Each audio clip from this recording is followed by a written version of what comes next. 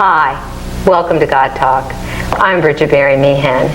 In this program, we'd like to discuss the healing science of yoga. Our guest is Dhananjaya Kumar, president of Yoga Systems. Welcome, it's great to have you with us today. Well, would you begin by telling us a little bit about the healing science of yoga? Thank you, Sister Bridget, for inviting me to your program. Yoga is an ancient science coming from India, at least 5,000 years old, and it has evolved over the centuries. And in the West, it's a recent phenomenon, maybe 40 or 50 years ago. And during that period, the application and practice of yoga has also grown into this country. And as a result, now, as we have seen last week in Newsweek cover story, in US News and World Report cover story, the healing benefits of yoga are very much recognized, and even the medical profession is coming slowly to recognize the benefits.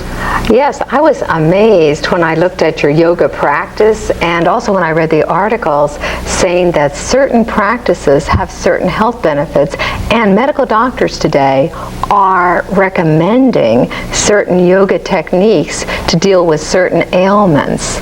Could you just address maybe a few of those to sort of the interest of our listeners? Yes, that's a very positive development that physicians are in fact recommending, especially for cardiac patients, for stress and for other types of ailments. That is partly because there has been a lot of medical research done in this country, in India, in Europe, in Russia, that establishes the medical benefits of yoga. Now, for the how yoga helps in the health benefits is that the knowledge of yoga is so vast. The physical postures, the breathing techniques, meditation, internal cleansing, energy locks, and gestures, all these techniques together promote the healing.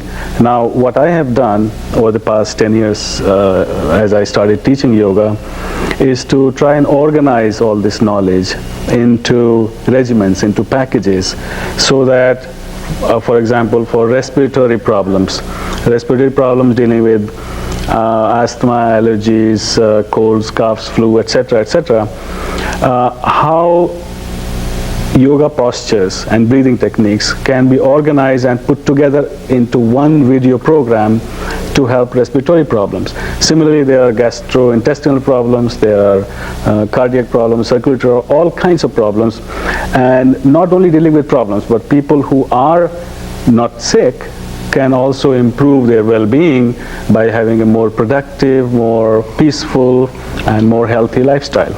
Well, I watched this wonderful Yoga Systems, your whole tape, and I was simply amazed at some of the stretches, and I loved one part where they did healing meditation. They were, of course, I liked it because they were laying flat on the floor and breathing deeply, and that was the easiest thing for me to do. I did try some of the stretches. Some were hard, and some were possible, and I think if I stayed at it, I probably could improve.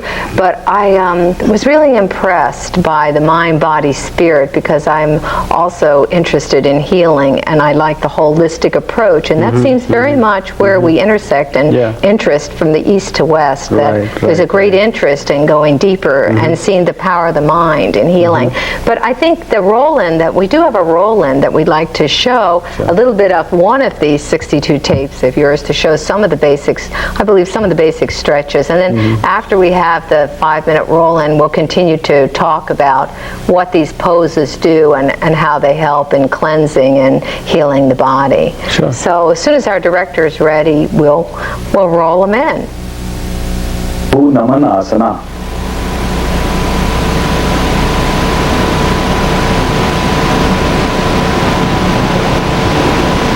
Grab the ankles with both hands and slowly bend forward. Place top of the head on the floor in front of the knees. Raise the buttocks as high as possible, allowing the chin to press against the chest, keeping the thighs perpendicular. Remain in this position for a few seconds. Continue to breathe with awareness at the crown center.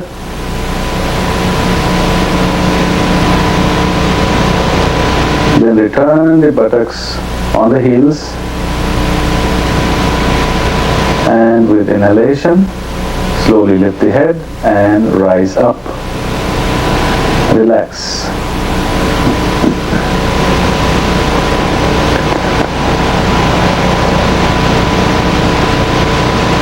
Crown rolling or Shirsa Naman.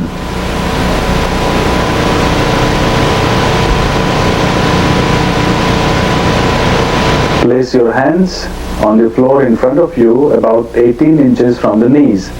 Bend forward to place the crown of the head on the floor between the hands. Gently swing back and forth to roll from the forehead to back of the head without putting too much pressure on the head or the neck.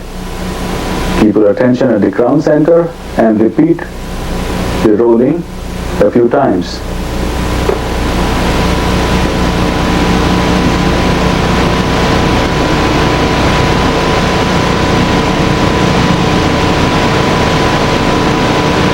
Then stop and inhale to rise up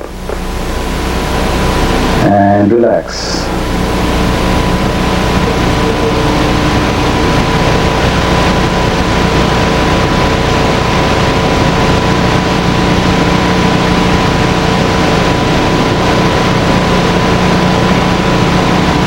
Camel pose, Ushtrasana.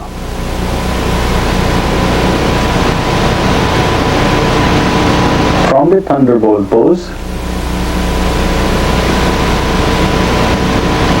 rise on the knees with hands on the hips.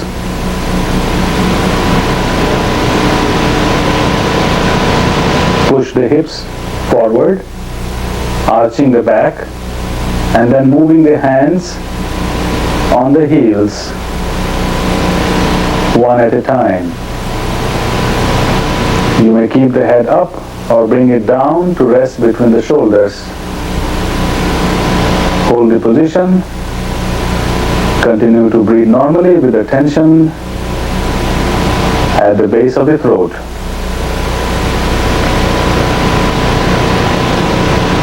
When you are ready to come out, you will first exhale and with inhalation rise up and return to the thunderbolt pose, placing your buttocks just inside of the heels and relax.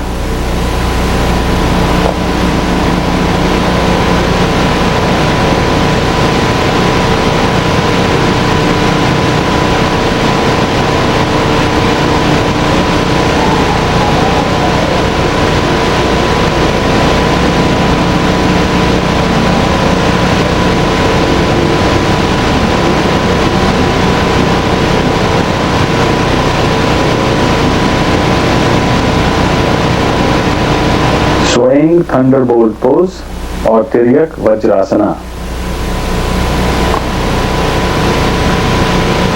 To begin, stretch the arms up, joining the palms together. Slightly lift the buttocks up and slide to your left, placing the left buttock on the floor and leaving the right buttock on the left heel.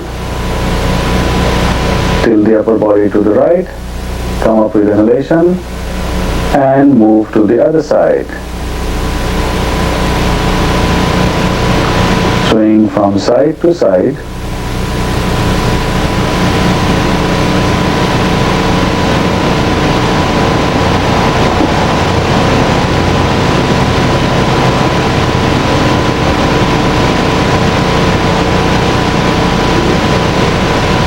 Then stop and return to thunderbolt pose. Kumar, could you share a little bit about what we just saw, what they're good for? Some of those looked hard to me, I have got to be honest. Well, I must say that all these tapes contain a segment which is very easy. This was something like the intermediate segment of the tape.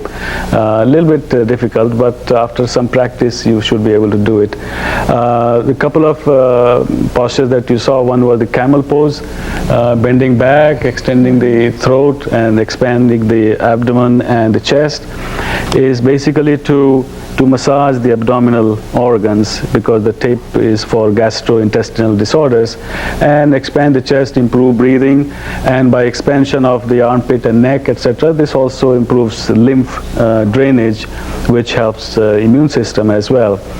After that, you saw the twisted thunderbolt pose, or Tiryak Vajrasana, which was again bending from side to side, the colon rising from here, falling there, and other abdominal organs are stretched and squeezed.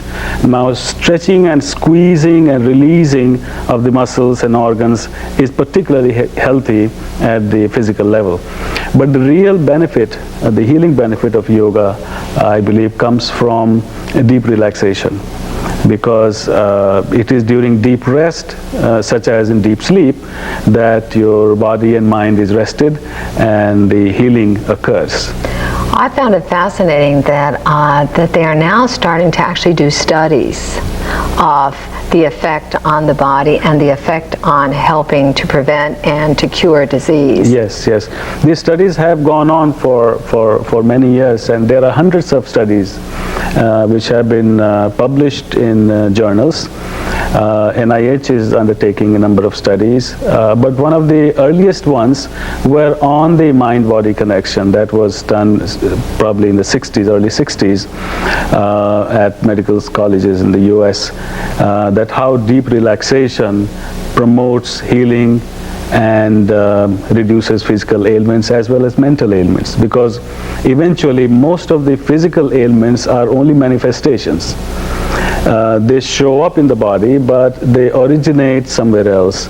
A sick body is not a sick body. It begins with a sickness in the mind first, and that may have to do with memories, with emotions, with trauma, with habits, lifestyle, all that, which sort of disturbs the function of the physiology. Right. And disturbs the distribution of energy in the body, which over time accumulates. These disturbances accumulate, and they show up as an ailment. By then, it's already late to cure. So prevention is better.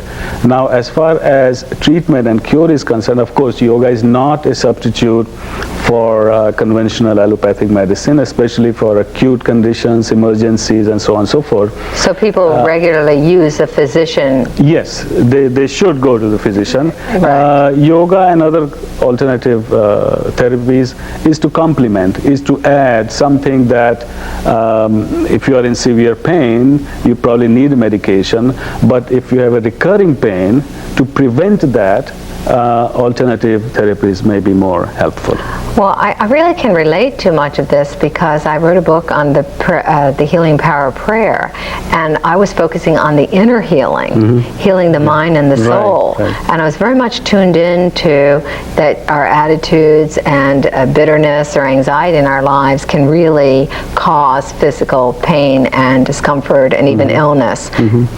So I find it fascinating that bringing in the body part, you know, that your body, doing things with your body to really stretch and integrate the mind, the body, and the spirit together as one, to recognize that, I think sort of helps to bring it together. So I see yoga and healing prayer coming very much together in sort of a partnership. Now, you brought some very interesting pictures. I'd love you to show our viewers some of those pictures, and what kind of ailments would they help, and how do you see them as a healing kind of Well, this one, for example, is called shoulder stand. It is probably not a real beginner's posture.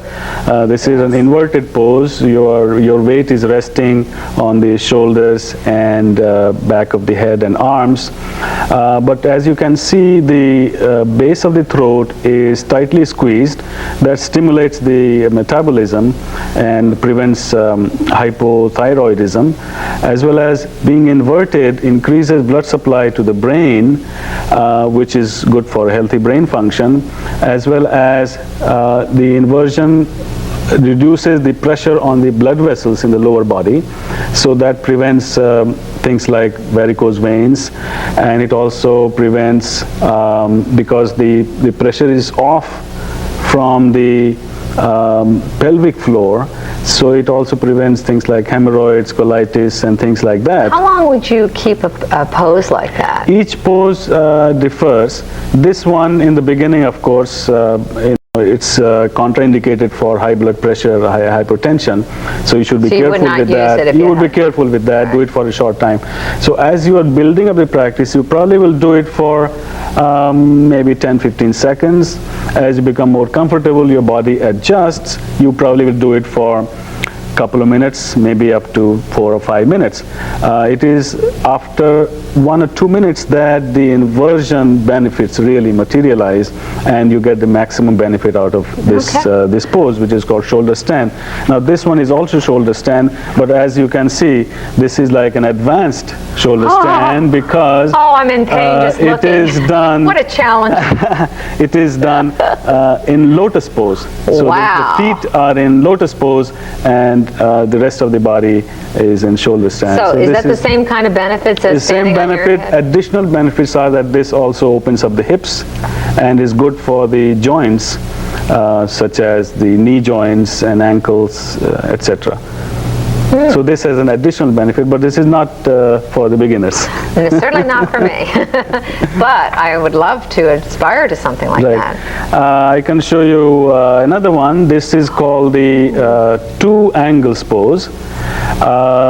You can see a good stretch in the lower back, expansion of the chest that promotes improved breathing, and you see squeezing of the shoulder blades that expands the chest, improves the posture, and this is also a slightly inverted pose, which means the head is below the heart, which means that there is increased circulation of blood to the brain. You wouldn't get dizzy? I mean, is it possible to get dizzy? You see, the first rule in yoga is that don't do anything to hurt yourself. If you are uncomfortable, you just don't do it, or do it for a very short period of time. As soon as you begin to feel any discomfort or dizziness or pain, you simply ease out of the posture comfortably. And that would show also the importance of having a yoga teacher or guru to begin these stretches with, so you wouldn't hurt yourself. That's right. That's right.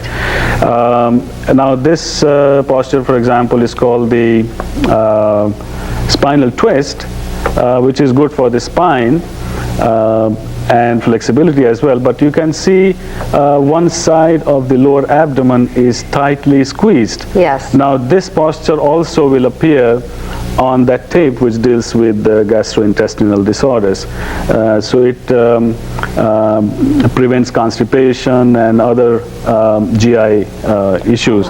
Also improves the posture, and by twisting you can see the arms are stretched and the legs are stretched in the opposite direction. So this spinal twist is very beneficial for health. I can show you a couple of these balancing poses. Now you mentioned body mind. Now all the postures that have to do with balancing, that is basically a mind exercise. Because if you have disturbed mind, if you have thoughts and memories in the mind, you will lose balance.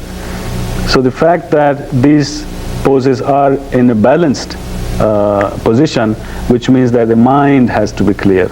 Now clear mind, relaxed mind is really the key to healing as far as yoga is concerned. Right, right.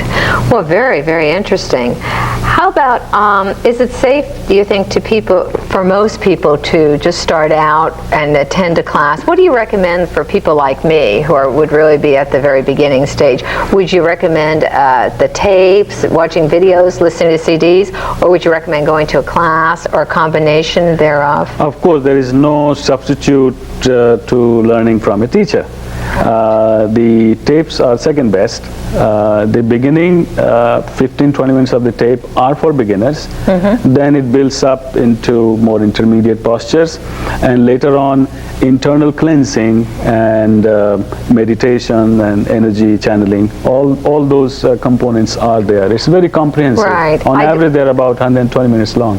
When I watched, I noticed I could do the initial exercises. right. I could do, and I sort of felt they're good about basically that. twisting and turning, rotation, stretches, which prevents arthritis and circulatory issues. And that brings up another question. You don't have to be in good health to begin yoga. That's like, right. for example, if you have arthritis, there are specific things you can do, like you were saying for indigestion or for colitis or any of those gastro. Right. This whole tape is for that, Deals but you with have that. 62 others that are geared for other kinds of things, such as arthritis or motor disorders. Right.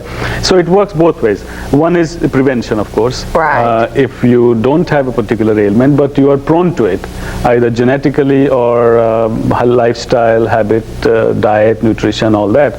So if you are prone to certain kind of ailment, I think it's a good idea to begin yoga practice early on so that you can prevent it. Secondly, if there is an onslaught of a condition, depending on which stage, if it is an early stage or advanced stage, you can always do something which may not provide immediate cure, but it would certainly help to control it.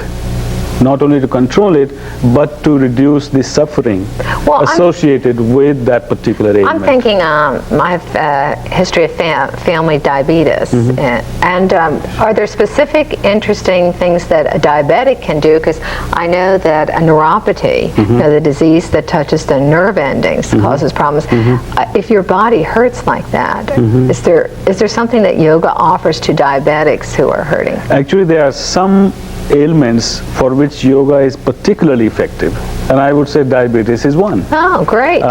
It deals with the health of the pancreas, and one or two postures which allow the pancreas to be squeezed and released, so the blood circulates better and the functioning of that particular organ improves.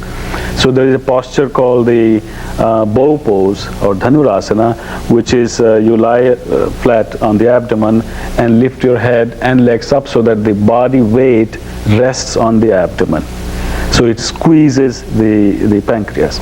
So, and there are other exercises for that. How about for kidneys? For kidneys, as I was showing you, this particular posture, and of course there are many others. This one, for example, Would be good for spinal kidneys. twist, because kidneys are located in the back here. Right. So when you twist on one side, it really squeezes the kidneys. It's not obvious from this particular picture, but Right. it's an internal. If you visualize the inside working of the body, when you twist, you squeeze the kidneys. So spinal twist is good for kidney function. And I find it fascinating that for 5,000 years, or for many thousands of years, the East has been practicing yoga, and it's sort of a newer discovery with the West. If we were to travel like to China or to India, would this be something people would do as a regular part of their routine every day? Well, to a large extent, yes. I mean, it's part of life. You would see people in the park, on the street, and the way, for example, ladies cook at home. So yoga is kind of incorporated into daily life. Well, what does that have to do with cooking? Well, the way you would sit, the way you would eat, the way you would walk, the way you would sleep, all these are borrowed from the yoga tradition. Well, is there a yoga way of sleeping? Yes, there's yoga way of sleeping. Well, could you share with that? I mean, I find this fascinating.